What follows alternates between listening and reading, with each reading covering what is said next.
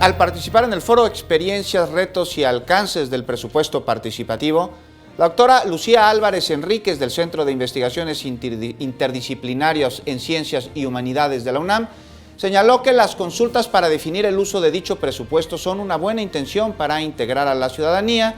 Sin embargo, este ejercicio ha tenido limitantes al ser utilizado como herramienta para legitimar el ejercicio de gobierno.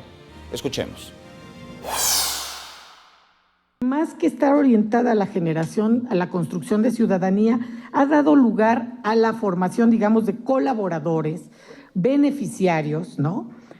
Y a veces hasta clientes. O sea, se ha distorsionado en muchos sentidos la orientación de la participación.